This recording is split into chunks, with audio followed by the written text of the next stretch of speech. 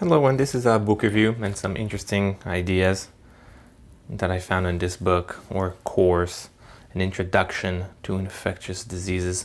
I'll start with a quick review.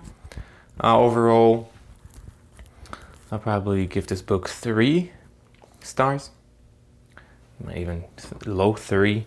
There is a lot of jargon, a lot of names of bacteria. Not necessarily that there is a different way to do that, but the way he done it was not great in some few parts that I felt a little bit outsider, as an outsider, that I don't understand what's going on. Lots of names, too many names that not necessarily would be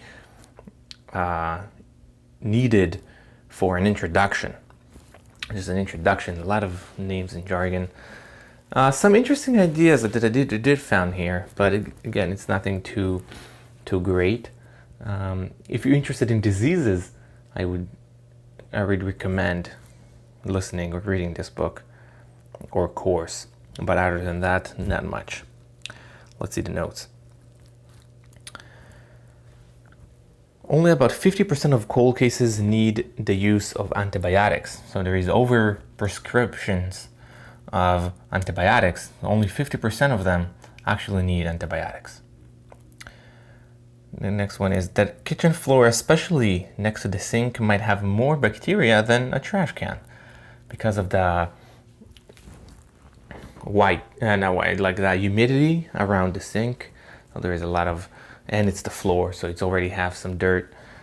So this could be that this area has more bacteria than the trash can, and we're not necessarily aware of that.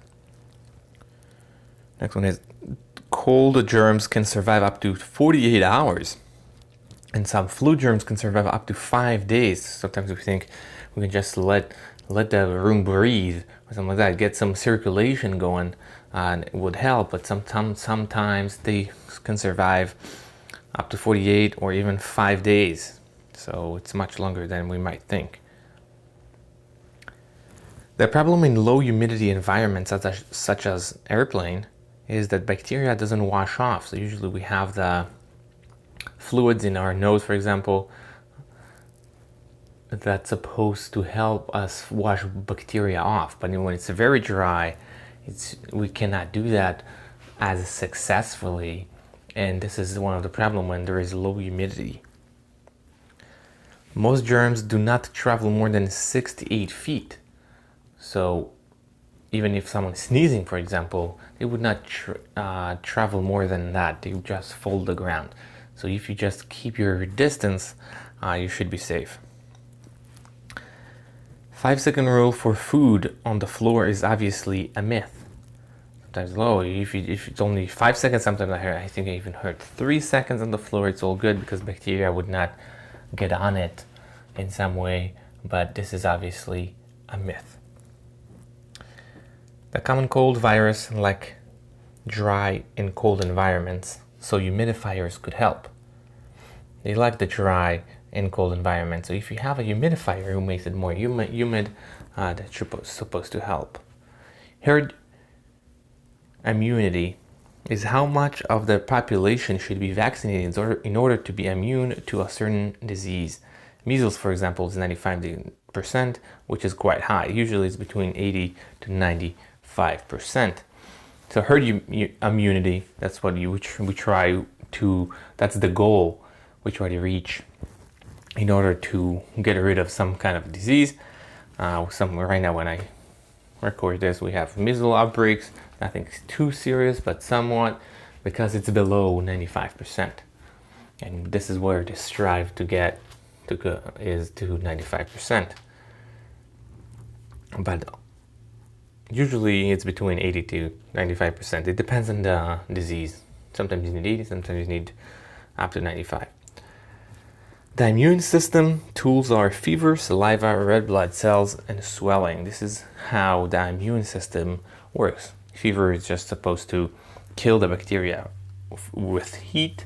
Saliva, I think, has antibacterial components. Red blood cells, I forget how exactly it works, but it's supposed to work as well. And swelling, that's supposed to contain them, if I remember right. Next one is chills when we have fever is the body's effort to increase the heat by muscle contraction.